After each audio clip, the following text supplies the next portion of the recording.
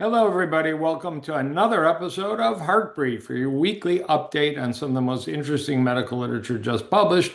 I'm Joel Kahn, medical doctor, preventive cardiologist, clinical professor of medicine, Southeast Michigan, Southeast Florida clinics. And we are off, thank you, cardio care today. Talk about some good and interesting science, maybe help you in your own practice.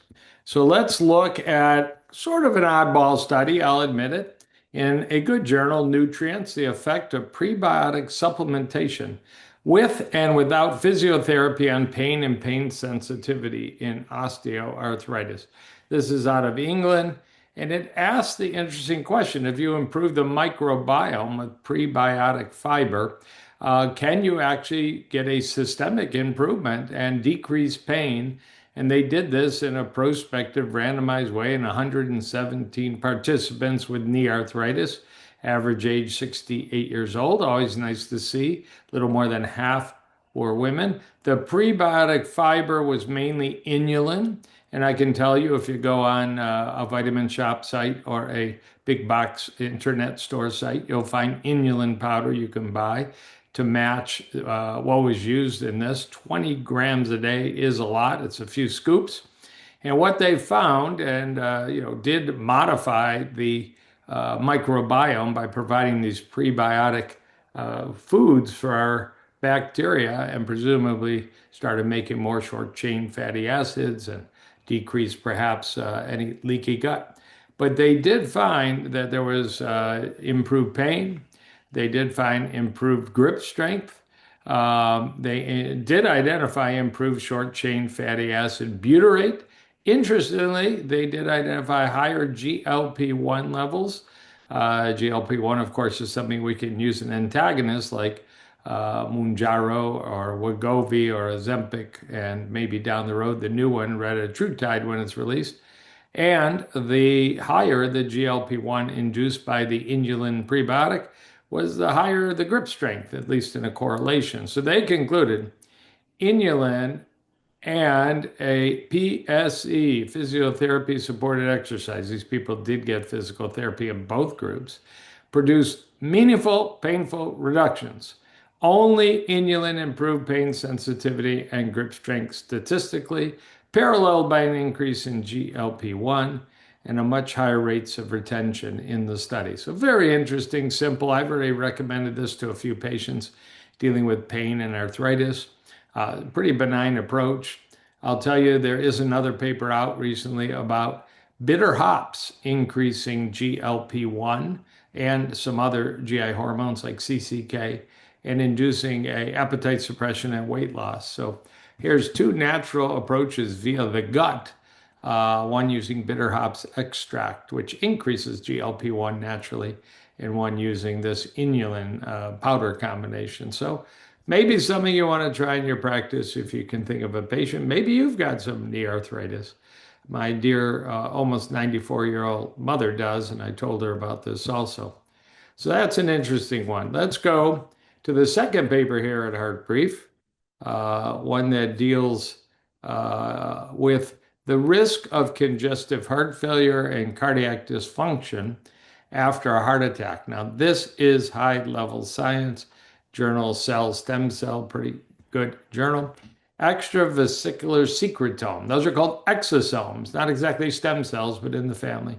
From mesenchymal stromal cells, prevents post-ischemic heart failure by targeting cardiac fibrosis. And this was a study done in mice where they induced heart attacks, and typically there would be damage to the left ventricle and fibrosis. The ejection fraction would drop.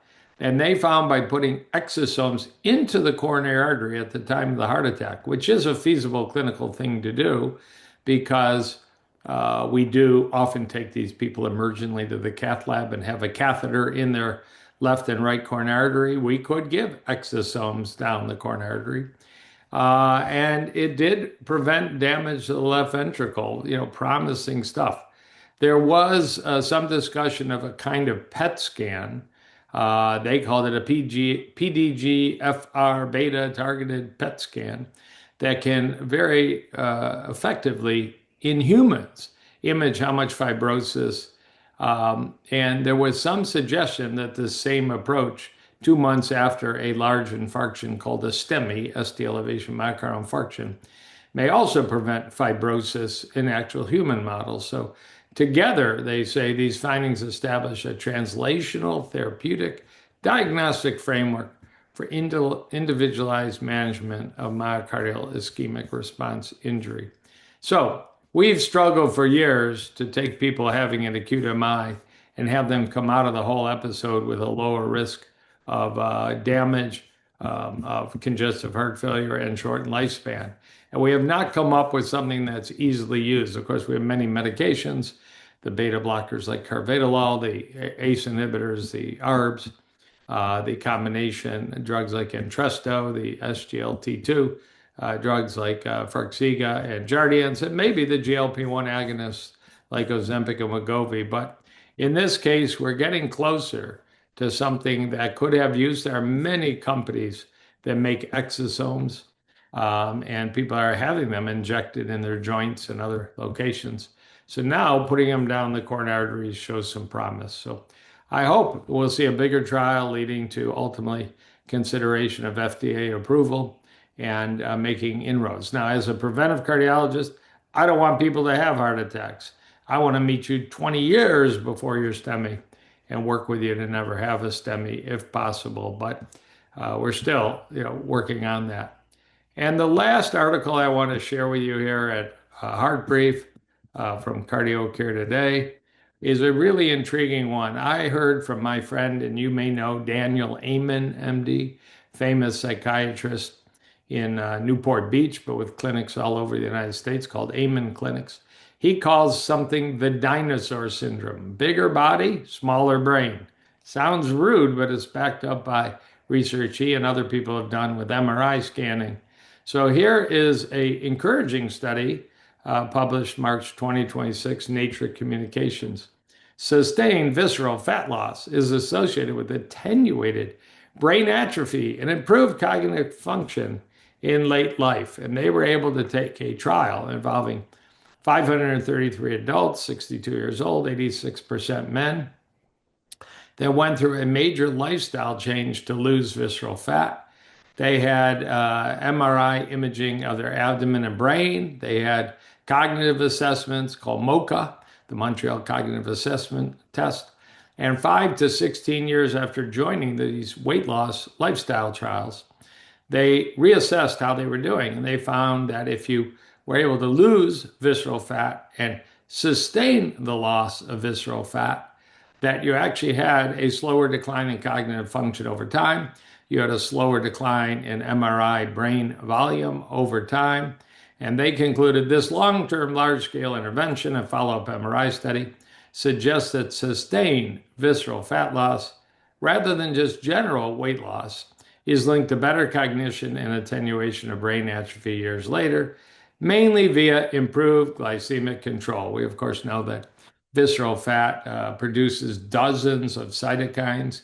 Adiponectin is one that's favorable, but there's many, many others that lead to inflammation and hyperglycemia and leaky gut with products like endotoxin into the blood and the multitude of damage that all that can do. So thank you to these authors led by Daphna Packner and this very, very interesting and provocative trial. Now, this was done, to their credit, with a formal lifestyle program, calorie restriction, and the like. We can only hope that we'll have a study in 15 years that shows that the approach being used more frequently, the GLP-1 agonists.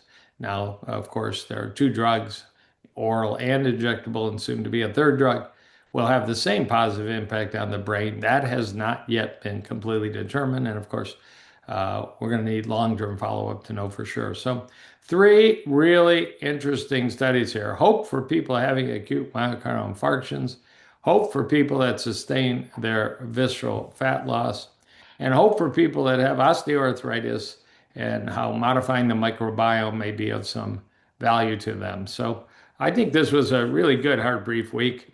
We'll see you again next week. Joel Kahn, preventive cardiologist, over and out.